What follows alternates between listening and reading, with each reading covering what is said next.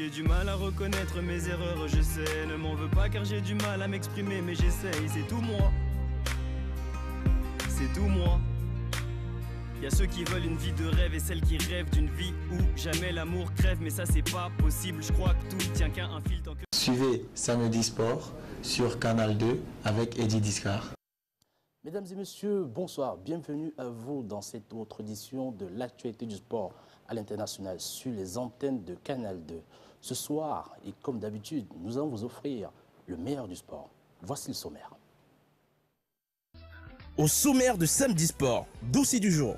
2/5 des sportifs de haut niveau sont ruinés après leur carrière. Quelles en sont les causes? Les exemples illustratifs. Ensuite, pourquoi Pierre-Emerick Aubameyang est-il sur une voie royale pour être Ballon d'Or africain 2015? Et nous sortirons avec la NBA et les performances exceptionnelles des Golden State Warriors menés par un exceptionnel Stephen Curry. Monsieur, dames, sur les antennes de Canal 2 International, voici pour vous Samedi Sport.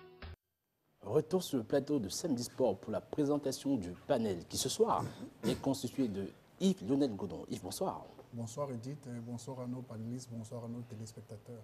De retour sur le plateau de Samedi Sport. Avec un grand plaisir. Un autre qui nous retrouve bien sûr, c'est Célestin Jamen. Célestin, bonsoir. Bonsoir Eddie Giscard, bonsoir à toutes celles et à tous ceux qui nous regardent en ce moment et merci de m'avoir invité pour cette émission. Mais c'est tout de même la grande forme pour vous, on espère. Oui, toujours, il faut être toujours au top niveau. En tout cas. C'est pas vrai que pour les sportifs, c'est aussi vrai pour nous, les panélistes ou les consultants. Très bien.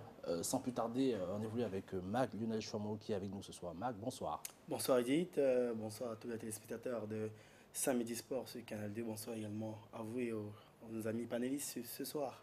Très bien. Et on termine avec Hervé Diar qui est avec nous ce soir. Hervé, bonsoir. Bonsoir. Ravi d'être là pour la première fois. Très bien. On espère que ça va bien se passer pour votre cas. Moi aussi. Très bien. Et voici pour vous, messieurs et dames, la première rubrique de cette édition, la Média Presse, qui est présentée par William Bella au montage. Brian Rumbe.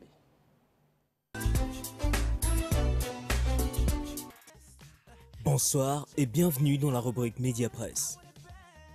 Les clubs de Ligue 1 reprennent le championnat ce 9 janvier prochain, nous informe le site Camfoot avec la présentation du soulier d'or de Gaël Ngalamouit.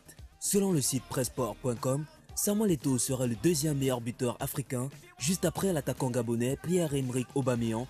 En basketball, le camp no-name se prépare et se déroulera le 26 au 27 décembre. Football 237 fait un focus sur l'arbitre international camerounais Alioum Sidi qui serait en route pour la Coupe du Monde des clubs. The Mirror Sport revient sur la nomination de Gary Neville au poste d'entraîneur principal de Valence pour la suite de la saison et l'Angleterre espère que sa prochaine destination sera la sélection anglaise. Le pari de la jeunesse des Lisboètes fait la une du quotidien Abola à la suite du début de saison tonitruant de Gelson, une des nouvelles trouvailles du Sporting. Selon Tuttosport, Maximo Allegri, actuel entraîneur de la vieille dame, serait dans le viseur d'un grand du foot anglais, ce qui va précipiter l'arrivée d'un de ses entraîneurs. Deschamps, Conte, Emery et Simeone. La une de Tuttosport évoque aussi la dernière caprice de Balotelli qui rêve du Real de Madrid pour ce mercato hivernal. Le Real serait au bord du chaos à la suite de la titularisation de Cherichev, ce qui pourrait encore ajouter de l'huile au feu du sein de la Maison Blanche. Et selon Marca, à la suite de la non-arrivée de Djib, pour un fax pas arrivé à temps, l'affaire Benzema, le cas Cherichev risque de faire de gros dégâts au Real. Les performances d'Aubameyang, Müller et Lewandowski suscitent une analyse de kicker sur cette année de tous les records du football allemand. Le décollage de l'OM est enfin attendu ce soir lors du déplacement à Rennes pour le championnat. La une de France Football est tout simplement dithyrambique pour le phénomène du football français Martial, qui sans doute va sur les traces du légendaire Thierry Henry. À 20 ans, Martial serait en train de s'imposer définitivement dans le football mondial. Ce sera tout pour la rubrique Média Presse. À très bientôt.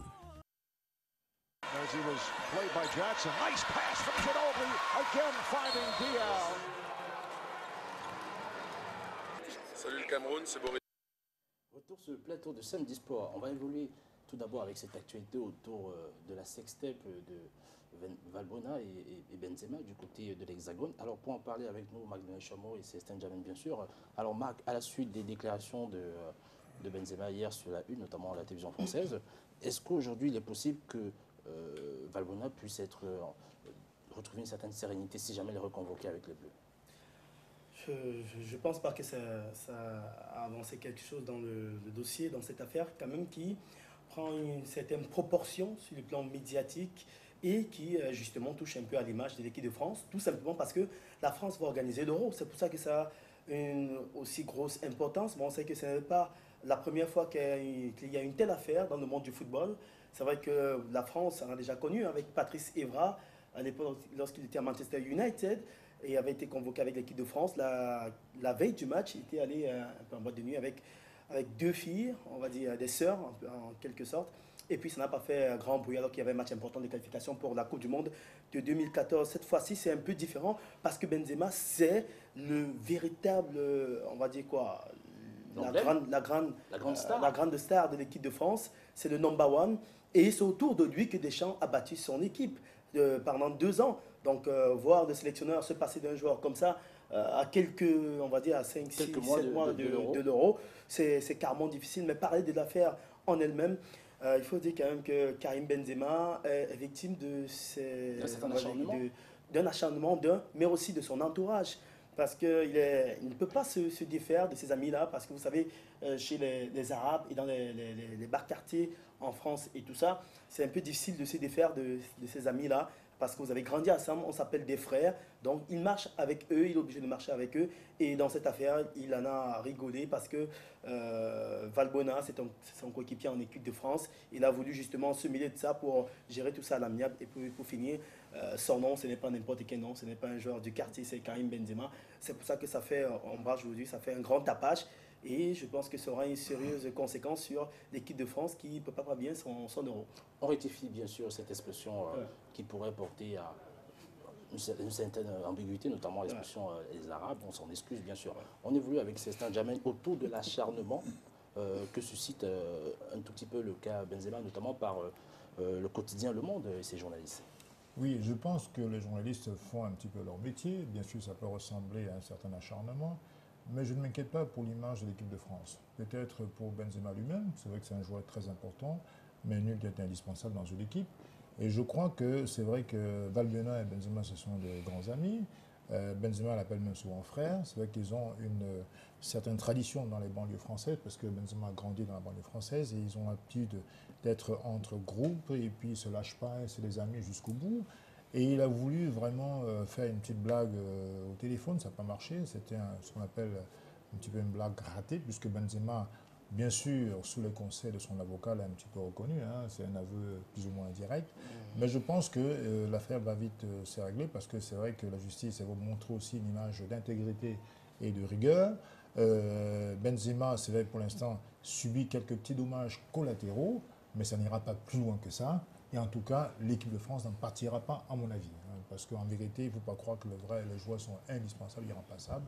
Ça va se gérer. Il faut avouer quand même que c'est difficile quand même pour Deschamps, à quelques mois comme ça de l'Euro, de se passer d'un joueur comme ça. C'est quand même 81 sélections à l'équipe de France, 27 buts. C'est le 8e buteur de l'histoire de l'équipe de France. À part lui, derrière, il n'y a personne. À votre avis, s'il avait un choix à faire? S'il y avait un choix à faire entre Benzema et Valbuena, justement, je l'attendais lors de la sélection pour les 2 derniers matchs amicaux contre l'Angleterre et l'Allemagne. S'il y avait un choix à faire, ce serait Karim Benzema, sans hésiter d'un pouce. Parce que Valbuena, ça me rappelle un peu l'affaire John Terry et Wayne Bridge en Angleterre. Wayne Bridge, Capello avait montré clairement qu'il comptait garder Terry. On avait justement retiré que le brassard, alors qu'il avait coquifié son Selon un sondage qui a été publié entre guillemets ce matin, enfin cet après-midi, 82% des Français souhaiteraient que Benzema ne retrouve plus l'équipe de France.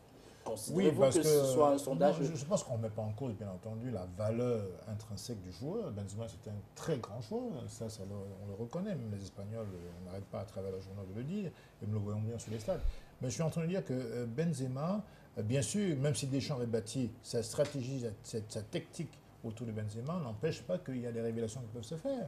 Nous avons André Gignac qui peut très bien faire l'affaire, pourquoi pas. Il y a des révélations qui se font. Quand Thierry Henry est parti au Barça, je crois que ça a permis aux autres joueurs de se dégager un petit peu. On n'en sait trop rien. Je veux dire, les joueurs qui sont souvent à la touche n'attendent que ça. Parfois, ça révèle aussi certains talents. Quoi. Et on veut dire qu'il n'est que présumé aussi. Encore une fois, on n'est pas en train de mettre en doute sa valeur. Parce que quand le Premier ministre sort comme ça, Manuel Valls, alors que le joueur n'est que présumé encore pour l'instant, et on n'a pas encore montré sa culpabilité dans l'affaire, c'est quand même un peu aller vite en besoin. Votre analyse sur l'intervention de Manuel Valls, vous qui êtes dans le milieu politique, comment analysez-vous cela? Qu'en pensez-vous sincèrement? Bien, je crois que Valls, d'ailleurs, qui est un ami, je dois le dire, parce que nous avons travaillé ensemble Paris, dans le monde. C'est la gauche élargie, on va dire ça. Ouais. Gauche plurielle, version internationale, dans ce temps j'y résidais. Hein.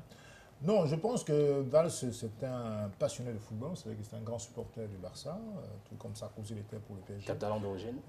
Catalan d'origine, il ne s'en cache d'ailleurs pas. Et puis, je pense qu'il a cru devoir se prononcer sur le football qui était un phénomène, pas seulement au Cameroun, mais un peu partout, en France en particulier. Donc, il était important qu'il essaie un peu de préserver l'image de l'équipe de France. Mais encore une fois, le Premier ministre a dit ce qu'il avait à dire. Il est dans une mouvance. Mais la France n'a pas assez de problèmes pour qu'il s'en mêle, non? Oui, mais ce n'est pas incompatible, ce n'est pas antinomique. Hein. Je veux dire, ce n'est pas parce qu'il y a trop de problèmes qu'il va falloir zapper d'autres problèmes. Bon, pour ce qui me concerne, on en fait un peu trop autour de cette affaire. Moi, je pense que, vraiment, pour moi, je suis convaincu que Benzema va retrouver sa sérénité parce que la justice n'ira pas plus loin que ça. Bon, elle essaie de faire son travail. Et il faut aussi y voir une certaine crédibilité dans la démarche de la justice. Vous savez que si je bifurque un peu sur l'ancien président Chirac, la justice est allée presque au bout. Il a fallu que l'UMP à l'époque, aujourd'hui les Républicains, ait sorti le cachet pour que l'ancien président ne soit pas mis en prison. Pareil pour Sarkozy dans l'affaire, comment dirais-je, Big Malion et autres. Donc, je pense que la justice doit donner le gage d'une certaine sérénité, d'une certaine indépendance aussi. Je pense que l'affaire Ribéry, tout le monde le sait, avec l'affaire des prostituées mineures. Et Benzema y était encore. Donc, il était encore justement comme par hasard. Non, mais je veux dire qu'il faut rester serein. C'est un grand joueur, il est encore dans la force de l'âge. Et tout va bien se passer, à mon avis. Hervé Dia, oui, une réaction d'Hervé. Oui, moi je pense surtout que le contexte, l'environnement fait qu'il y a un devoir d'exemplarité que tous ceux qui ont un peu plus d'avantages que les autres, c'est-à-dire ceux qui gagnent beaucoup d'argent, les sportifs, les politiques, ceux qui ont ce devoir d'exemplarité-là. Le public aujourd'hui est sensible à ça. Quand vous fautez un petit peu, on vous tombe dessus.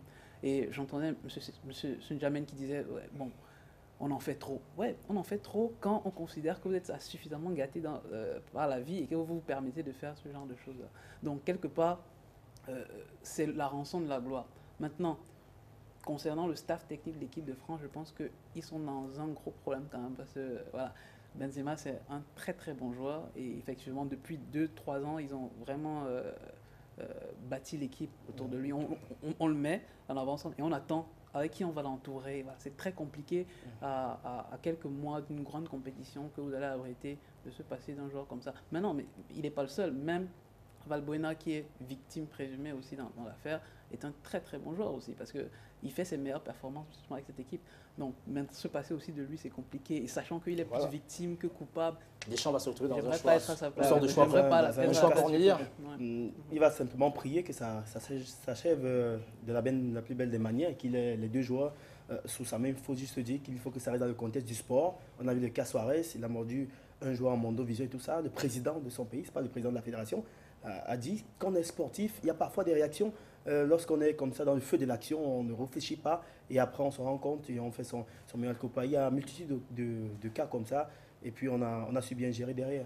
Très bien. Justement, cette situation de Benzema va nous permettre d'élaborer une autre actualité. Simplement, il faut savoir que dans l'histoire du football, du sport en général, jamais les affaires judiciaires n'ont vraiment impacté sur la carrière d'un bon joueur. Vous voyez l'histoire de Kobe Bryant aux États-Unis, il avait continué à jouer à son basket. Il avait une grosse affaire avec des grosses preuves. La presse espagnole, juste à titre de rappel, la presse espagnole évoque la possibilité que Benzema puisse quitter le Real cet été. Oui, est-ce que c'est corrélé avec ce qu'il... Non, parce qu'on considère que si cette affaire continue à prendre de l'ampleur, un joueur comme Benzema n'a plus... Enfin, le Real ne peut plus tolérer la présence d'un joueur, même s'il a énormément de talent dans ses rangs. Oui, mais je crois que ça va se dégonfler tout à fait. Le talent va effacer tout ça. On est dans le domaine du sport, même si les enfants gâtés... N'empêche que dans le domaine du football, le talent prime toujours. On va oublier très vite cette affaire. On espère pour lui que effectivement cette affaire ne va pas entacher la carrière de Benzema. La raison pour laquelle on s'intéresse pour l'instant aux sportifs qui sont ruinés. 2/5 d'entre eux sont ruinés après leur carrière à la suite d'une enquête qui a été publiée par un cabinet du côté de l'Italie, justement. Alors, pour justement analyser cette actualité, Sestan Jamen, lorsqu'on a des chiffres aussi conséquents pour des sportifs de haut niveau, on retrouve ces stades pour le basket, pour le football américain, le football, et plein d'autres disciplines sportives, même le cyclisme d'ailleurs. Oui. Aujourd'hui, comment peut-on expliquer que des sportifs qui, à un moment de leur vie, ont amassé énormément d'argent, puissent se retrouver dans une situation aussi précaire? Enfin, Bon, c'est vrai que quand on regarde des joueurs, des sportifs qui gagnent entre 500 et 600 000 euros par mois, il est peu compréhensible qu'ils n'aient pas pu ménager leur vieux jour, leur carrière. Parce que, évidemment, une fois qu'on a dit ça, il ne faut pas non plus oublier qu'il y a aussi l'entourage, ou plutôt le mauvais entourage, qui peut amener, n'est-ce pas, les sportifs à faire de mauvais choix. C'est la raison pour laquelle il faut vraiment prendre le temps de bien s'entourer. Et c'est d'ailleurs la raison aussi pour laquelle on trouve rarement dans le monde du sport, chez les hauts sportifs, de haut niveau en tout cas, des sportifs célibataires. Parce que vous savez qu'on a beau dire, mais la femme reste un socle dans la famille. Elle peut permettre à son mari, n'est-ce pas, effectivement, d'éviter les mauvais choix et les mauvaises fréquentations. Donc l'entourage est aussi important. Mais néanmoins, je pense qu'un sportif ne doit s'en vouloir, doit se prendre qu'à lui-même, parce qu'en vérité, il y a tellement de cabinets de conseil en gestion de patrimoine, il y a tellement de mécanismes de produits financiers où on peut faire des placements de produits immobiliers, le vignoble, on a vu le cas de Joan Micou à Bordeaux, de Tigana également à Bordeaux, on a vu le cas de Beckham. On a eu récemment cette semaine, enfin il y a la semaine dernière, le cas de Brent Bergonou, que je crois Maglona Chameau va connaître, bien sûr, et vous, bien sûr, qui était très jeune, il était à Toulouse, il a révélé toucher plus de 100 000 euros par mois, 150 000 euros, quasiment 60 millions de francs CFA. Aujourd'hui, il en est à quasiment 10 fois moins. Mais dans l'entretien qu'il a mené à France Football, il reconnaît qu'il est dans une situation catastrophique parce qu'effectivement, à cette époque, il ne prenait pas conscience d'un certain nombre de choses. Et aujourd'hui, la situation... Oui, effectivement, ce que j'entendais, c'est qu'il y a plusieurs facteurs, parmi lesquels il y a des flambeurs, il y a des joueurs flambeurs qui ne prennent pas soin de ménager leur monture. Ça arrive aussi. Il y a l'entourage, il y a aussi les blessures qui peuvent largement hypothéquer la carrière du joueur. Parce qu'en vérité, quand vous vous blessez, vous ne jouez pas, vous n'êtes plus productif pour le coach. Votre compte sur le marché descend aussi. Et finalement, on n'avait pas grand-chose. Vous avez pris des dettes, des emprunts avant, vous n'arrivez pas à payer parce qu'en fin de compte, votre valeur a baissé. Vous prenez le cas, par exemple, d'Adriano ou de Kaka, effectivement, qui ont fini leur carrière plus ou moins rapidement. Maintenant, ils jouent dans des clubs vraiment insignifiants dans d'autres pays. Mais Kaka n'est pas forcément concerné par le cas. Non, mais Kaka a été blessé à plusieurs reprises, vous comprenez. Ouais. Je dis que ça... Des cas réels. Il y a des cas réels. On parle de Kadeketa actuellement aussi, qui est dans une situation assez compliquée. On peut remonter encore plus loin, le cas de Bruno Bellone. Ouais. Moi, j'ai rencontré un jour, par exemple, José Touré, dans le métro. Il a sombré dans la drogue. Je vous assure, c'était une loque humaine, quasiment. Même Paganelli également. C'était un excellent joueur qui gagnait beaucoup d'argent à l'époque. Sauf que Paganelli n'a pas connu la gloire. Oui, bon, c'est quand même un sportif, même s'il n'a pas connu. Il y avait Pardo aussi, qui a joué capitaine de l'équipe de France à un moment donné. Je veux dire qu'il faut savoir qu'il y a des êtres comme ça qui ne prennent pas le temps de prévoir un peu leur vieux joueur, et c'est dommage, quoi. Oui. À côté d'autres facteurs, effectivement, qui peuvent impacter la carrière du joueur. Avant Marc Lunet, je suis à mon réaction d'Hervé sur ce sujet, sur ces sportifs ruinés après leur carrière. Ouais, je pense que concernant, il faut vraiment faire attention parce qu'on parle vraiment des jeunes. Parce que imaginez, c'est des gens parfois qui ont à peine 20 ans et qui doivent prendre des décisions qui vont impacter le reste de leur jour. C'est compliqué, il faut les accompagner. Et même, on peut parler, il y a des conseillers, il y a des fonds. Mais comme dans tout domaine, il y a beaucoup plus de mauvais que de bons. Il y a beaucoup plus de mauvais conseillers. Regardez votre banquier, il n'y a pas que des bons banquiers. Il y a pas. Donc, mais déjà, il y a un premier facteur, les sportifs eux-mêmes, l'environnement. Il y a un sportif sous anonymat qui disait que lui, il avait une Mini Cooper. Il venait en entraînement en Mini Cooper.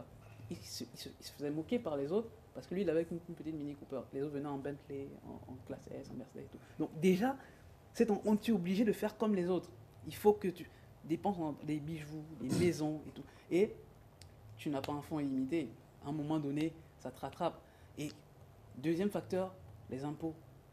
Les gens oublient, Anton Walker disait, il ne savait pas que quand il avait $1 million de salaire, en fait, c'était $500 000. Parce qu'il y avait environ 50% qui avaient. Mais il vivait comme s'il avait $1 million. Si ce n'est plus. Moi, j'ai connu. Franchement, j'ai connu. Je veux pas. Ça, c'est une histoire, franchement, qui m'a personnellement. Après, je vais prendre votre réaction par rapport à cela. Sportif africain, international, qui gagnait super bien sa vie. Sur un distributeur, il était à plus de 150 000 euros de salaire. Il voulait retirer un peu d'argent. Le distributeur aspirait. Saka.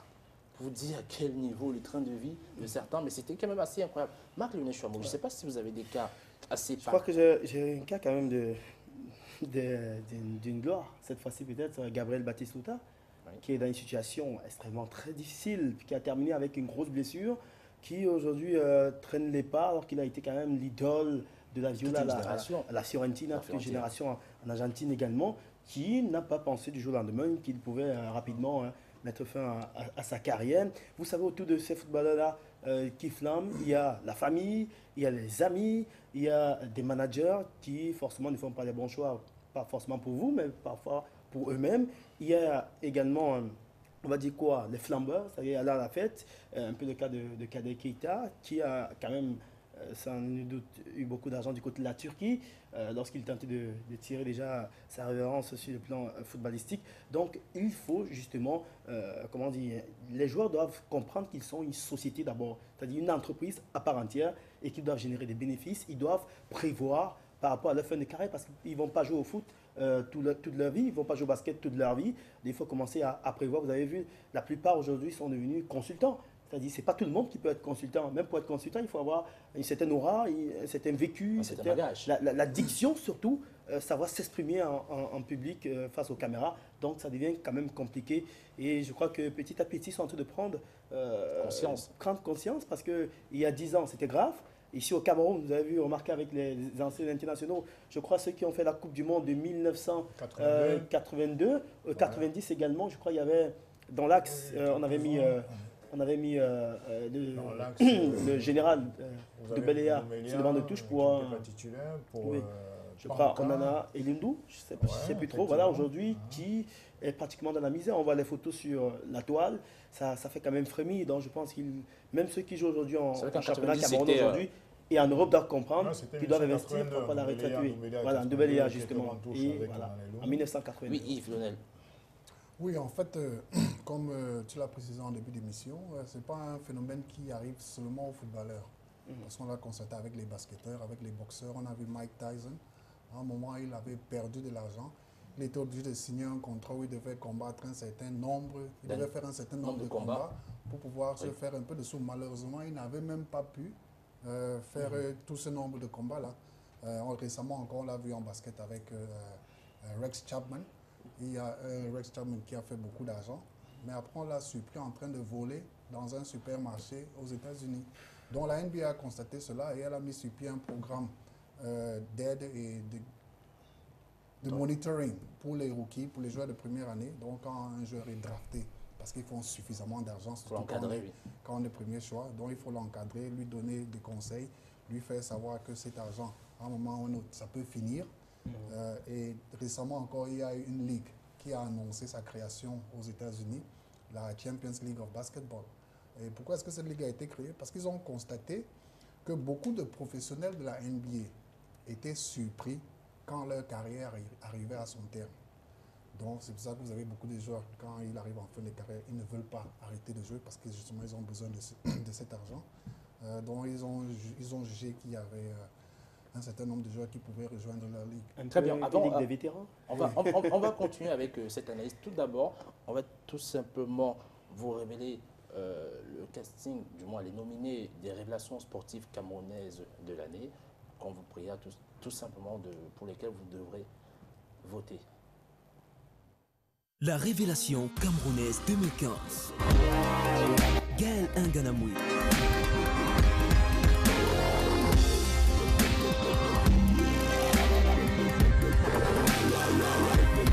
Kamran Djiti.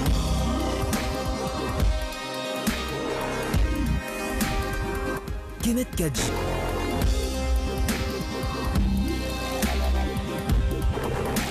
Clinton G.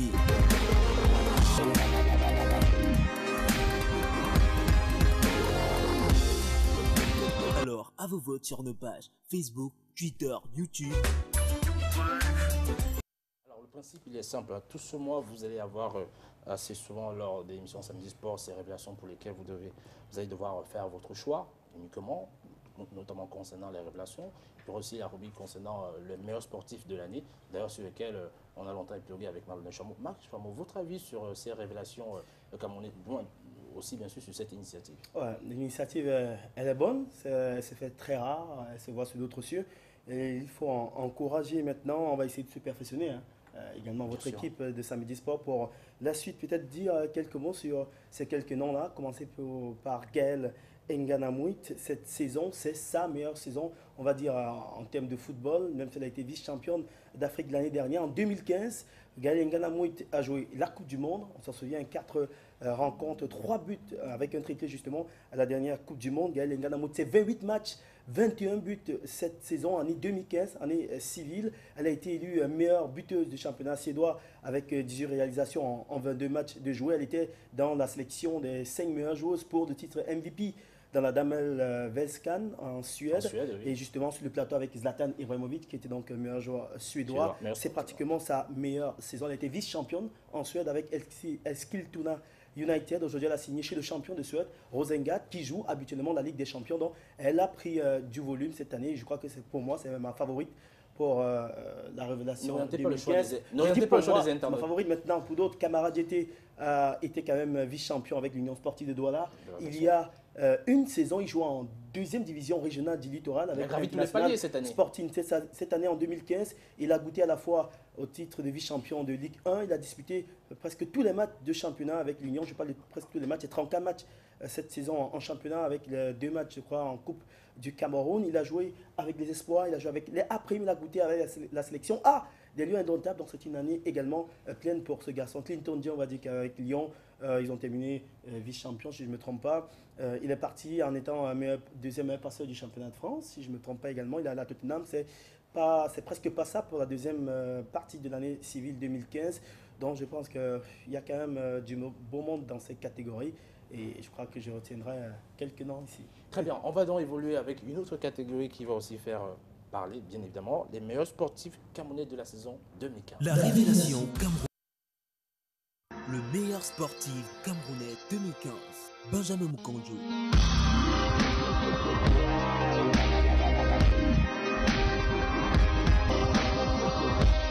Aboubacar Vincent. Samuel Eto'o.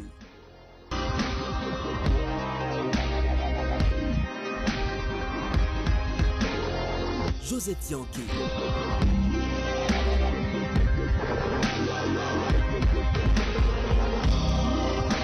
Olivier Takam.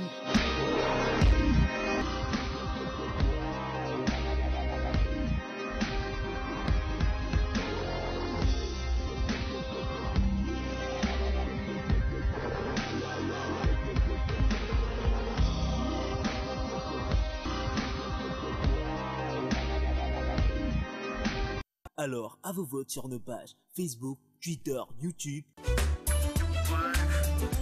Alors, on rappelle qu'un trophée sera remis au vainqueur de chaque catégorie à la fin de cette année. Bien sûr. Alors, Marc Chouamau, je sais que vous n'êtes pas d'accord avec les choix qui ont été faits pour cette catégorie. La première question que je vais vous poser est tout simplement de savoir si Carlos Takam, si vous savez exactement qui c'est. Oui, je connais quand même un peu. Vous êtes surpris de sa présence Non, je ne suis pas surpris. Et je milite pour que d'autres sportifs, d'autres disciplines soient un peu plus dans le, on va dire dans le casting. C'est juste ça qui m'a gêné. Avant justement d'évoquer cela, on va tout simplement rappeler que Takam est tout de même la raison pour laquelle il a été honoré champion d'Afrique poids lourd WBO pour la saison 2015. Excusons du peu.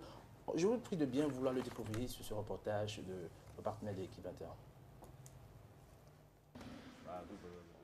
Son visage ne vous est peut-être pas familier. Né à Douala au Cameroun, récemment naturalisé français, Carlos Takam n'est pas le plus connu des boxeurs tricolores, mais il reste à ce jour l'un des plus talentueux. C'est un excellent poids lourd, l'un des tout meilleurs. En France, c'est évident, bien sûr, il est au top, mais l'un des tout meilleurs qu'il y ait dans le monde, tout simplement. Il n'est pas parmi les 5, il est parmi les 10, il est juste en dessous. À bientôt 35 ans, Carlos Takam n'a disputé que 35 combats en professionnel pour 32 victoires. En 10 ans de carrière, le franco-camerounais n'a d'ailleurs que très rarement été mis en difficulté, alors son âge n'est pas forcément synonyme d'usure. Dans une catégorie comme les poids lourds, l'actuel champion du monde Klitschko va avoir 40 ans dans 3 mois. Donc, il n'est pas vieux, Carlos Takam, ce n'est pas un vieux boxeur, non. Je pense même que ses bonnes années, c'est maintenant. C'est pas dans 3-4 ans, attention, mais c'est là, la saison 2, 2016. Opposé au Brésilien Jorge Arias ce samedi, de 6 ans son aîné, Takam n'a définitivement rien à craindre du poids des années.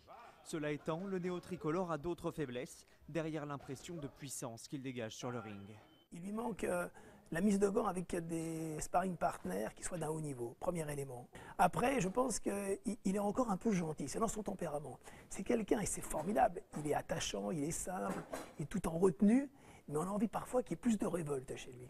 Entraîné par Joseph Germain, l'ancien coach de Jean-Marc Mormec, Carlos Takam est entre de bonnes mains s'il souhaite gommer ses petits défauts, ceux qui font parfois toute la différence à ce niveau. Vous avez 2 petites minutes, n'est-ce pas, pour faire vos analyses, du moins sur les différents nominés que vous considérez qu'ils doivent y être. Vous avez dit Carlos Takam, c'est le champion d'Afrique 2015 en titre en poids lourd. 35 combats, 25 victoires par KO, donc 32 victoires, donc c'est pas rien, 2 petites défaites seulement et un seul match nul pour parler de Carlos Takam. Un mot sur Vincent Aboubakar qui, pour moi, sur l'année civile 2015, ne m'a pas paru impressionnant, même si son début de saison avait Porto légèrement mieux avec ses 5 buts en championnat et 3 buts en Ligue des Champions. Les sportifs camerounais dans l'ensemble ont été plus ou moins moyens. Oui, justement, beaucoup plus avec les footballeurs qui sont dans cette catégorie. 49 matchs, 18 buts pour Vincent Aboubakar cette saison, dont 0,36 buts par match l'année civile 2015. Un mot sur Benjamin Moukandjo qui est dans cette catégorie, qui est encore nominé pour le joueur du mois en France. En novembre, après le mois d'octobre, il a été taillé, on va dire, à l'arrivée par notre ami Michi Batshuayi. Pour les Marseillais, félicitations. Benjamin Moukandjo, actuel meilleur buteur du championnat de France avec 11 buts en 15 matchs, je ne me trompe pas. Cette saison pour Moukandjo sur l'année civile 2015, c'est 43 matchs, 16 buts, 0,37 buts par match. C'est légèrement mieux que Vincent Aboubakar. Moukandjo qui monte en flèche. C'est Samuel Eto'o-Fils qui est le vétéran. Et quand je parle de ces matchs-là, c'est inclus les matchs avec l'équipe nationale du Cameroun. Cette saison, donc c'est toute compétition confondue en club et avec l'équipe nationale du Cameroun. Samuel Eto'o-Fils, lui, n'a pas joué avec l'équipe nationale du Cameroun, a joué avec 3 clubs sur l'année civile 2015. Il a joué 2 matchs avec Everton, il n'avait pas marqué de but. Il a joué avec la Sampdoria de Gênes en Italie. Et puis maintenant, il a Antalya Sport. Samuel Eto'o-Fils, 33 matchs, 13 buts sur l'année civile 2015. C'est 0,39 buts par match, mieux que les 2 autres qui sont encore en équipe nationale. Et puis Stéphane Bia Etoundi, le capitaine des Lions indomptables, sur l'année civile, c'est 44 matchs avec 3 buts. Il a été vainqueur de la Ligue Europa, c'est également un point fort pour Stéphane Bia Etoundi. Et puis un mot sur le joueur du championnat local, notre ami Joseph Yankee de Coton Sport, qui va faire office de poids léger dans cette catégorie, c'est sûr. Mais il a fait une belle saison, champion du Cameroun avec Coton Sport cette année. 6 buts en 28 matchs cette saison, 10 passes décisives. C'est le meilleur passeur du championnat camerounais. Et puis en Coupe du Cameroun, ils sont sortis en 8e de finale. Il a joué 4 rencontres, aucune stat à ce niveau-là sur le plan 2015. 32 matchs, 6 buts, 10 passes décisives pour Joseph Yankee qui a goûté également à la sélection Espoir et à la sélection A-Prime où actuellement il prépare le championnat d'Afrique des Nations. Très bien, Dr Stat. Sans plus tarder, on va recevoir sur ce plateau Mirabeau Mahop et son petit journal.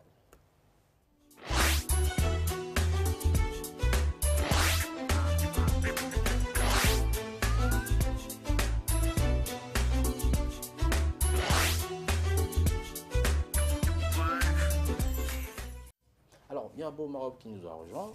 Mirabeau, bonsoir. Bonsoir Eddy, bonsoir à tout le panel. La grande forme, Mirabeau? Non, ça va, ça va. Très bien, on vous écoute. Bon, nous sommes à 1 mois du démarrage de la Ligue 1 au Cameroun. Nous sommes à 1 mois du début du championnat. On sait que le 9 janvier prochain, ce sera le match d'ouverture entre l'Union sportive de Douala et le Dragon de Yaoundé, ici au stade de la réunification de Douala. Nous sommes à 1 mois du début du championnat et le mercato des entraîneurs bat son plein. On va le voir ce soir, toute l'actualité du mercato avec ces entraîneurs qui vont et qui viennent dans les clubs de Ligue 1 et 2. On commence par le meilleur entraîneur de la Ligue 2 la saison dernière, Yvir Fernandez Fagna qui a posé ses valises à San Mélima. L'ex-entraîneur de Aigle de la Ménois et de Eating Sport de la Léquier va paraffer un contrat avec Colombe du Dja et là-bas dans les prochaines heures. Début de la saison de Ligue 2, on le sait, c'est le 16 janvier prochain. Il est déjà du côté de San Mélima. Il a même déjà dirigé plusieurs séances d'entraînement là-bas, mais il n'a pas encore posé sa signature. Mais c'est pour les prochaines heures. En Ligue 1, Coton Sport de Garoua a trouvé le remplaçant de Didier Gomez d'Arosa. Il s'agit du Français Lionel Sokoya. Le voilà à l'image, le prochain entraîneur de Coton Sport des Garoua, ex-entraîneur de la FAD de Djekanou en Côte d'Ivoire et du FC Moulana au Gabon. Lionel Sokoya aura un mois pour construire une équipe prête pour les échéances africaines et les échéances locales. On le sait, Coton Sport de Garoua doit défendre son titre, mais il ne pourra pas. Il va souffrir de l'absence de Gabriel Aman à l'image. Il ne sera plus l'entraîneur adjoint de Coton Sport de Garoua. Pour des raisons de santé, le natif de Kaili a été nommé directeur du centre de formation de Coton Sport de Garoua. Il ne va plus voyager de par le pays. Gabriel Aman, loin de Garoua, du côté de Yaoundé, Laurent Djam à l'image, mouille déjà le maillot d'Edding Sport de la Léquier. Laurent Djam a claqué la porte de Botafogo de Douala pour ouvrir celle du promu Edding Sport de la Léquier, qui veut frapper un grand coup cette saison. Le coach Emmanuel Ndoubé Bosso est pressenti à Bamenda pour reprendre les rênes de Young Sport Academy. Guy Bertin Djebna, quant à lui, a déjà pris son poste d'entraîneur au Racing Football Club de Bafoussam. Et du côté des Nassaraï Kamagaï de l'Union sportive de Douala, l'on prône la stabilité sur le banc de touche. Il n'y a pas de changement, juste quelques renforts dans l'effectif, notamment le retour aux sources de l'attaquant Charles Edoanga qui est de retour dans la maison des Nassaraï et Gamakaï. Mais ce soir, on ne va pas parler de foot dans le document exclusif, on va parler de tennis, notamment du numéro 1 national. On ne le connaît pas trop, il s'appelle Blaise Cointy, seulement 3 années de tennis plein. Il est déjà numéro 1 national. Document exclusif aujourd'hui, c'est peut-être le futur Yannick Noah.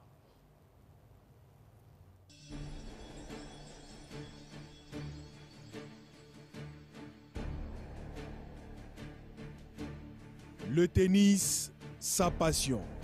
Federer, son idole. Le coup droit, son point fort. Blaise Cointy, numéro 1 national, marche désormais sur les traces de Yannick Noah.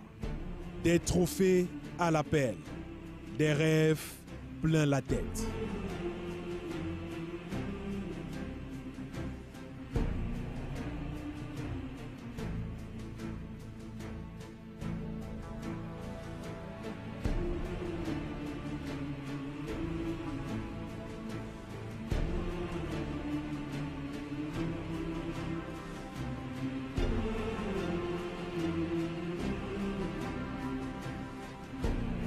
Personnellement, moi en tant qu'entraîneur national, Cointy, c'est un garçon que nous devons beaucoup avoir l'œil sur lui parce qu'il a beaucoup de qualités.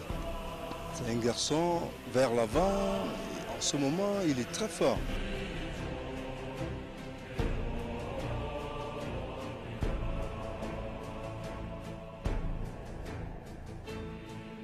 Blaise Cointy est un maniaque de l'entraînement.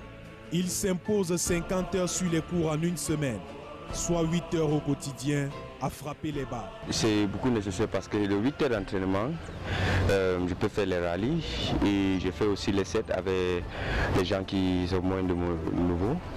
Et aussi, je fais aussi les matchs.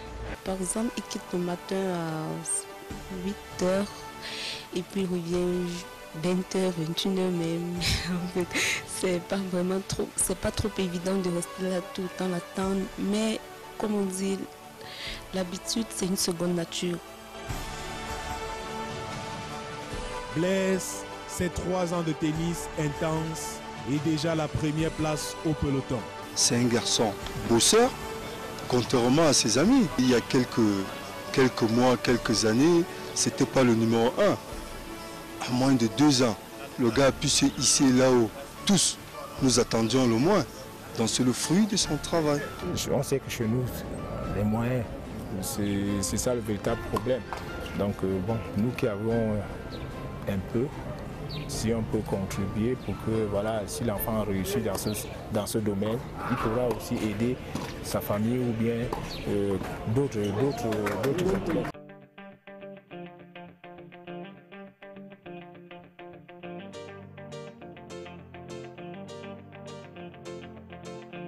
Tu es venu ce matin, à l'heure où la nuit meurt. Je ne sais pas encore né quand il a même remporté le Roland Garros. Donc j'ai entendu parler de Yannick Noah, j'ai regardé même ses vidéos. Donc je me disais toujours que non, il faut que je soulève aussi le drapeau du Cameroun un jour, qu'on sache qu'il y a un Camerounais qui est arrivé aussi à ce niveau. Après avoir raflé presque tous les trophées au plan national, Blaise Kointi rêve d'autres horizons. Aller ailleurs pour faire le stage ou quelque chose comme ça pour améliorer mon plan tactique, tout. Parce que quand tu joues avec les mêmes joueurs tous les jours, ça peut t'apporter quelque chose, mais pas de plus. Donc à ce moment, je vais essayer d'aller jouer avec les différents joueurs. Âgé de 24 ans, le garçon de Santa a dû quitter son nord-ouest natal pour allier Yaoundé. Et c'est au quartier Biémassi que le passionné de tennis vit avec sa fiancée. Le tennis, à ce moment, le petit, c'est mon devant derrière, c'est ce qui met la nourriture sur ma table, c'est ce qui nourrit ma famille, tout. C'est vrai qu'on n'accorde pas ici au Cameroun assez d'importance au tennis, mais pour moi, ça a une valeur, oui, une grande valeur même. Je pourrais lui dire d'être toujours assez déterminé comme il a été dès le premier jour. La tunique de numéro 1 national a transformé sa carrière. Ça a changé ma façon de jouer parce que maintenant, je joue avec beaucoup de confiance, mais avec beaucoup de pression aussi. Parce que le problème, ce n'est pas pour être numéro 1, c'est pour garder la position de numéro 1. Footballeur au départ, il débute sa carrière dans les cours comme ramasseur de balles. J'ai ramassé pendant 1 ou 2 heures comme ça, on m'a donné 100 francs. Ça m'a beaucoup aidé, sinon j'ai demandé si je peux encore passer demain, ils m'ont dit oui. Et la première fois que j'ai tenu la raquette, sans coach, rien, ça m'a plu. Donc depuis le jour là, j'ai laissé le foot, j'ai commencé le tennis, l'école.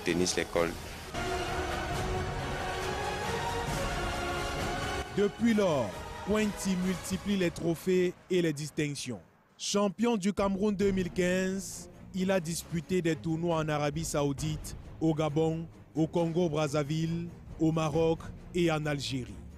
Mais sa récompense la plus mémorable est le trophée des Jeux islamiques en Indonésie. Et avec les joueurs classés, donc quand j'ai parti, je ne savais pas que je pouvais faire une grande chose. Je savais que non, je vais jouer au fond, mais je n'étais pas sûr que non, je pouvais arriver jusqu'à là pour gagner un trophée. Donc tous les jeux que je vois, ça me donne aussi l'envie et ça me donne beaucoup l'espoir que vraiment je vais atteindre mon objectif. Prochain défi pour le garçon de Santa, les tournois ITF Prize Money au Mali, au Sénégal et au Burkina. Une occasion de faire un pas de plus vers son rêve, celui d'être un géant du tennis mondial.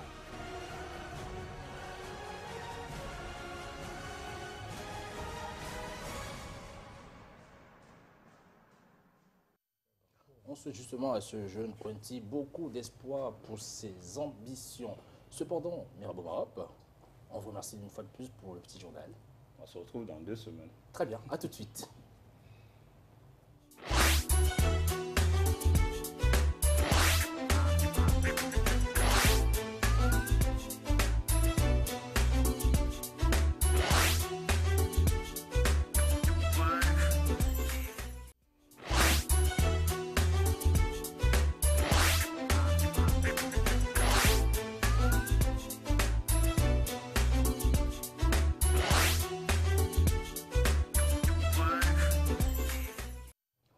Avec l'actualité du sport autour des 3 nominés pour le Ballon d'Or que vous allez voir bien sûr à l'instant. Il s'agit simplement, comme on le sait si bien, de Messi, Cristiano Ronaldo et également Neymar. Alors, les panélistes sur le plateau, vous avez été surpris de la désignation de ces 3 nominés pour le Ballon d'Or FIFA 2015, notamment Justin Jamen, oui. Bien, je pense que, bon, Messi, bien sûr que le Barça a raflé beaucoup de trophées l'année dernière, mais en même temps, je dirais qu'il n'a pas été aussi performant, quoi. En revanche, je pense que Neymar... J'adore vous entendre parler de football. C'est un joueur, je vous remercie, j'espère que c'est pas... Mais j'espère que vous ne regardez pas le football de loin quand vous étiez jeune. Non, non, je suis un footballeur pratiquant à la base. Hein. J'adore le football, je suis passionné de football. Donc Neymar, lui, il est monté en puissance, mais est-ce qu'il a suffisamment de chance pour mettre à côté Ronaldo et Messi? Ça, j'en doute un peu. On va justement découvrir cela avec cet élément des 3 nominés du Ballon d'Or 2015 FIFA de cette année.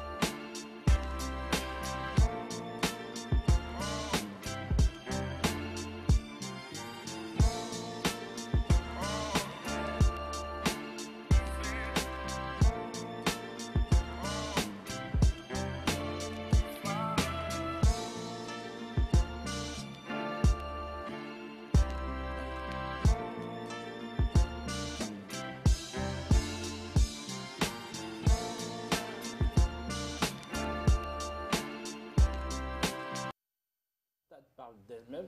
C'est Saint-Germain, je reviens à vous, également avec Marc-Lionel Chameau et tous les autres panélistes ici présents. Quel est votre favori? Moi, je pense que mon favori, écoutez, lâchons-nous. Je pense que Neymar pourrait faire créer une surprise, hein, parce que c'est vrai que le Real, même si Ronaldo a quand même pas mal performé, il n'en demeure pas moins vrai que son club n'a pas gagné l'année de trophée. En revanche, vous avez vu que, comment dirais-je, Messi et Neymar ont quasiment le même bilan, à quelques moyennes près en termes de buts par match. Mais je pense quand même que Messi ayant déjà quand même été capé à 4 reprises, 4 fois Ballon d'Or d'Europe, on se dit basta, les électeurs pourront se dire, écoutez, donnons la chance à Neymar. Et puis je pense que la surprise, à mon avis, serait cette année quand même Neymar. Je pense que la grosse sensation au niveau du FIFA Ballon d'Or, désormais, ce n'est plus qui est premier, qui est deuxième, c'est qui va accompagner les deux autres, Ronaldo et Messi, parce que personne jusqu'à présent ne montre on pense avoir déjà trouvé un troisième. Non, je dis que sur les dernières années, personne n'est venu couramment troisième. Cette année, on pense avoir déjà trouvé un troisième. Oui, justement. Le trio pour ces dernières années est déjà fait. C'est clair, pour moi, Neymar restera troisième, sans surprise, dans ce classement. C'est déjà une grosse performance pour lui, parce que Neymar, justement, on attendait beaucoup de lui. Non, je le dis, je pense que ce sera le cas. Dans tous les cas, c'est mon humble avis. Et je ne suis pas parmi les journalistes qui votent, mais j'ai quand même des amis qui votent parmi. Dans tous les cas, juste dis que notre ami Neymar a quand même fait une grosse progression. On lui reconnaît ce talent et on disait qu'il fallait qu'il soit efficace, qu'il répète les gammes. Et je crois que sur l'année civile 2015, c'est ce qu'il a fait. Il n'y a que la compétition peut-être avec l'équipe du Brésil en Copa América qui a été un peu mauvaise, mais Lionel Messi et Ronaldo sont les favoris pour le titre. Mais moi, je vois Messi le remporter parce qu'avec les titres collectifs et sur le plan individuel, en termes de statistiques, c'est presque égal avec Ronaldo. Neymar, un peu moins. On verra pour l'année prochaine pour Neymar, mais je pense que c'est déjà un gros effort qu'il soit là parmi les 3 finalistes. Beaucoup de surprises pour le Ballon d'Or FIFA pour lesquelles vous aurez des informations, bien sûr, sur les antennes de Canal 2. Alors, un Ballon d'Or qui peut en cacher un autre, tout simplement le Ballon d'Or africain avec le cas Pierre-Emerick Aubameyang, qui fait actuellement sensation du côté de la Bundesliga avec ses performances au-dessus d'ailleurs des Galactiques, enfin si on peut les appeler ainsi, le trio Messi, Suarez, Neymar, ou aussi Messi, Neymar, Ronaldo, parce que Pierre-Emerick Aubameyang est actuellement en train d'être au-dessus de la moyenne, que ce soit Saint-Germain ou... Oui, mais déjà, c'était un joueur qui m'avait beaucoup impressionné lorsqu'il jouait à Saint-Etienne. Je crois qu'à l'époque, c'est vrai qu'il ne méritait pas le Ballon d'Or africain, mais aujourd'hui, on voit bien, de par ses performances à Dortmund, je veux dire que 17 matchs, déjà pratiquement 20 buts, c'est parlant, ça veut dire quelque chose.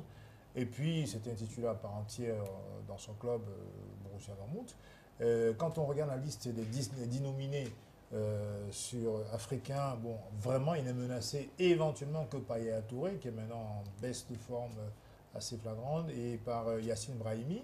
Je ne pense pas que ces deux-là puissent véritablement inquiéter, on va dire, Aubameyang, qui pour moi reste un joueur virtuose, quoi. Donc je pense que sans aucune surprise, à mon avis, à 99,99%, Aubameyang va remporter le Ballon d'Or africain. Hein. Et vous ne pensez pas au cas Yaya Touré, Hervé Dia? Non, pareil, non. Vraiment, Aubameyang est très très impressionnant. C'est dommage qu'il est arrivé à Dortmund quand ils sont séparés de quelques joueurs importants. Ils ont un peu patiné ces 2 dernières années, mais il est le meilleur joueur de son club, sans conteste. Vraiment, sur le terrain, il est très impressionnant. Il a une confiance en son jeu. Ça se voyait déjà effectivement à Saint-Etienne, mais le faire dans un championnat comme l'Allemagne, à ce niveau-là, c'est très très impressionnant. Honnêtement, je ne vois pas qui pourrait lui contester, qui pourrait contester ce titre-là. Il se serait mérité en plus, parce que c'est un gars qu'on voit depuis quelques années déjà quand même. Avec le Gabon également, il est très performant. Alors Marc, je dis des informations sur le cas Aubameyang qui pourrait faire de lui le Ballon d'Or 2015. Une seule information, c'est qu'il a un truc que Neymar n'a pas dans le trio du Ballon d'Or mondial. C'est qu'il est plus performant que Neymar. C'est 0,78 buts. 0,78 buts de moyenne par match sur l'année civile. Aubameyang, justement, c'est 55 matchs, 43 buts. Donc, c'est un truc qu'il a déjà de mieux que Neymar. Le seul truc, c'est qu'il n'a pas de titre collectif à la clé parce que Dortmund n'a rien gagné cette saison. Mais revenons sur le cas Aubameyang. Il a déjà battu le record de l'année dernière, son record personnel avec Dortmund, avec 16 buts l'année dernière en plus de 30 matchs. Cette année, il est déjà à 17 buts en 14 matchs. Donc, c'est déjà une nette progression. Il faut remonter à l'année où il était à Saint-Etienne, justement, en 2011-2012, pour voir son meilleur ratio, c'était 19 buts. Donc, il est en passe de dépasser ça s'il reste justement sur ces performances-là. Donc, Aubameyang, c'est vraiment pour moi quelqu'un qui va bousculer Yaya Touré parce que ça nous rappelle un peu l'époque où les buteurs de race, Samuel Eto'o, Drogba, c'était accaparé de titre de Ballon d'Or africain. Ouais. Il n'y a que Yaya Touré qui est un milieu de terrain à vocation défensive-offensive, si on le veut, avec City, qui n'est pas trop spectaculaire. Et voilà qu'on revoit un joueur spectaculaire parce qu'il marque des buts. Ça nous a quand même manqué sur les 4 dernières éditions. Donc Aubameyang était un sérieux challenger de Yaya Touré, même s'il ne faut pas, rapidement écarter Yaya Touré. Il ne fait pas partie des 55 joueurs, meilleurs joueurs élus par la FIFA. Non, je dis des joueurs. Bon, je dis, il est encore quand même en pour moi, c'est pas normal. En fait, vous voulez faire une sorte d'analyse logique, c'est-à-dire que je dis juste que pour moi, c'est pas normal parce que sur l'année civile, je pense que voilà, ça peut. Sur l'année civile, quand même, il fait mieux que Neymar en termes de statistiques individuelles, mais sur le plan collectif, il n'a rien gagné. Avec le Gabon également, ils sont sortis au premier tour. On pourrait aller un peu plus loin sur les statistiques. On peut aussi dire que Suarez a un meilleur pourcentage sur le top 5, sur les équipes qui sont dans le top 5 de leur championnat, contrairement à Ronaldo, par exemple. Donc, je veux dire, au chiffre, on peut faire dire ce qu'on veut. Donc, Neymar, Suarez plus efficace que Ronaldo, mais en nombre, non. Voilà. On peut chipoter comme ça, mais sur l'impression générale laissée, c'est assez facile. Que peut-on dire justement de cette information des Mundo Deportivo qu'on va voir à l'instant, évoquant le cas Pierre-Emerick Aubameyang, du moins des contacts très avancés qu'il aurait récemment avec le FC Barcelone, justement, comme l'a publié le quotidien espagnol, le Mundo Deportivo. Et bien sûr, Aubameyang aurait repoussé l'offre du Barça pour un recrutement hivernal. Si c'est le cas, vraiment, il a eu raison pour l'instant, parce que voilà, il y a un trio très très bien installé qui commence à rentrer dans la discussion pour être le meilleur trio de l'histoire. Je ne pense pas qu'il aurait pour l'instant tout intérêt à aller se bousculer avec cela. Justement, c'est sa première véritable saison. Mais les joueurs ont toujours évolué avec cette année, ce qui consiste à dire qu'on ne refuse pas le Barça, on ne refuse pas le Real, on ne refuse pas... C'est des choix de carrière et c'est sa première véritable saison où Aubameyang n'a pratiquement pas de concurrent dans la même équipe, dans sa propre équipe. L'année dernière, il bagarre avec Ciro Immobile. L'année d'avant, il y avait, on va dire, Götze, il y avait d'autres joueurs également dans l'équipe. Lewandowski également. Donc cette saison, c'est lui le patron de Dortmund et ça se paye cash. Et je ne vois pas pour quelle raison il ira au Barça, ce serait un mauvais choix, comme d'ailleurs d'autres l'ont fait. Le Barça, pas forcément, mais étudier d'autres options par rapport à d'autres clubs parce qu'il manque des titres. Depuis qu'il est arrivé à Dortmund, il y a une finale de la Coupe de l'Allemagne. C'est ce qui lui manque en fait pour passer à une autre étape. Franchir un palier. Oui, c'est ce qui lui manque. Je veux dire, il ne devrait pas fermer la porte à regarder les autres options. Moi, par exemple, j'ai regardé le move il y a quelques années de Pogba à Juventus. Parfait. Il aurait pu rester à Manchester. Hein. Il aurait pu se dire que non, vraiment, je peux maintenant. Oui, mais c'est pas dans le même cas aussi parce que la Juventus avait des joueurs qui étaient vieillissants, qui étaient presque sur la fin d'un son registre, c'est-à-dire au milieu de terrain. Mais là, Mais Aubameyang, il débarque d'une équipe qui s'est séparée de ses meilleurs. L'année dernière, ils ont failli être relégués. Oui, mais il est le meilleur joueur d'une équipe actuellement. Actuellement, Dortmund est deuxième quand même de la Bundesliga. Ça se porte un peu mieux. Je pense qu'il gagnera à prendre un peu plus de poids à Dortmund pour coûter un peu plus cher et aller dans une équipe où on va lui donner sa place que de partir maintenant et de laisser tout le monde sur la fin. Mais je crois que ce refus d'aller au Barça, c'est le meilleur choix, la meilleure réaction possible parce qu'il ne va pas laisser faire griller au Barça comme Jake Newton va se faire griller au Tottenham. À Tottenham, oui, à les enfants, c'était top de sa forme, il doit rester performant. Je crois qu'il a le temps devant lui, il est né en 89, donc il a une marche. Il ne faut pas qu'il soit complètement pressé. Bon, même si Dortmund, comparé au Barça, c'est un club relativement moyen sur l'espace européen, non, ne demeure pas moins vrai qu'il ait une marche de manœuvre assez consistant. Donc il a le temps de se faire encore voir dans le championnat allemand. Et pourquoi pas, il pourrait intégrer le Bayern. Hein, on ne sait jamais. Parce que le Bayern pioche aussi régulièrement. Mais pour dire un mot sur ce que Hervé a dit, je ne suis pas sûr que les récompenses qui valorisent davantage les joueurs africains dans le championnat européen soient une bonne chose. Parce qu'en vérité, on devrait plus favoriser leur performance en équipe nationale.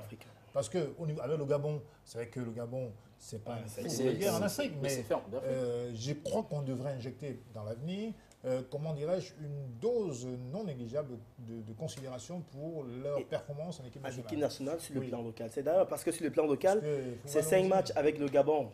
Cette année 2015, lors de laquelle il n'a marqué qu'un seul but. Il a marqué notre but en match amical. C'est-à-dire qu'on ne voit la performance des Africains que sur le prisme du football européen, et ça ne valorise pas suffisamment le continent africain. Qu'est-ce que vous leur demandez? Vous leur demandez de venir jouer au pays pour faire africain. Et c'est également pour ça.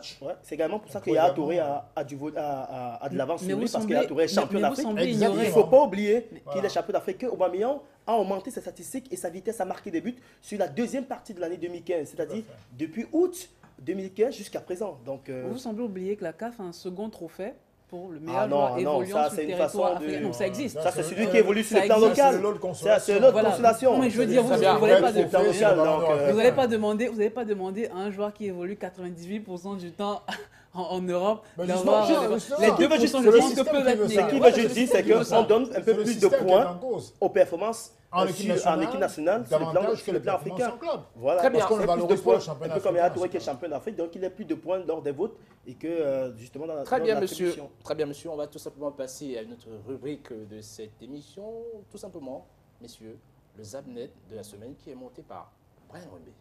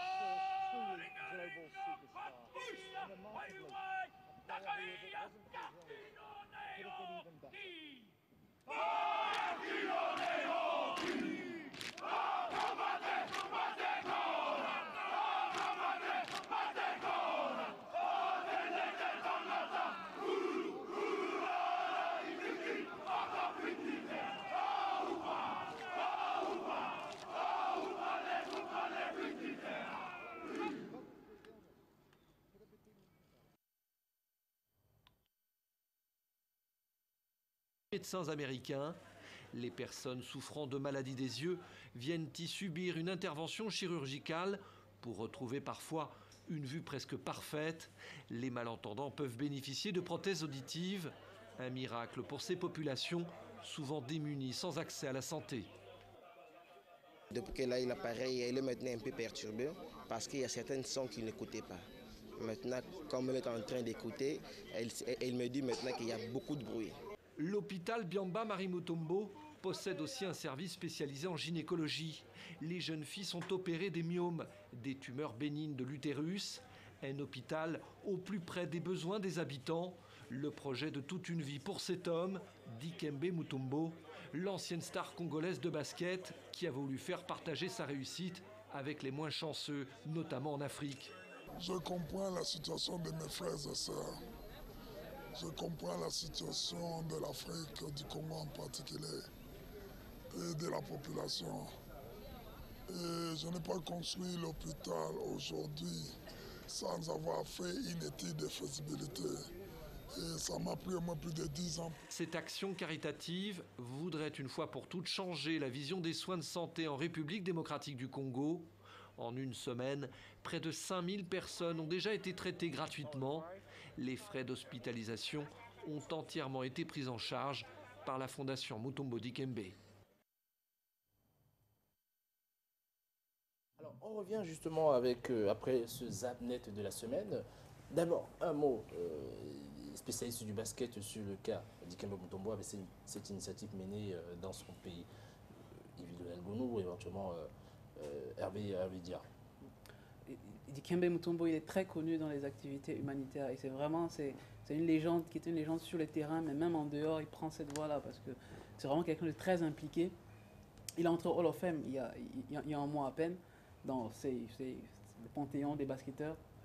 Et là, le voir faire ça chaque année depuis sa retraite, c'est très impressionnant. Ouais. Restons avec cet esprit associatif pour justement évoquer le cas du NONEM, qui est cette association de basket au Cameroun, où vous êtes d'ailleurs des membres, qui s'est réuni hier justement du côté de Douala ce matin. Alors exactement, qu'en est-il avec cette association NONEM Basketball? L'association déjà c'est NONEM Association, qui regroupe en son sein des démembrements tels que NONEM Basketball, NONEM Care qui est notre branche caritative, et puis The Camp by NONEM qui est un tournoi annuel que nous organisons tous les derniers week-ends.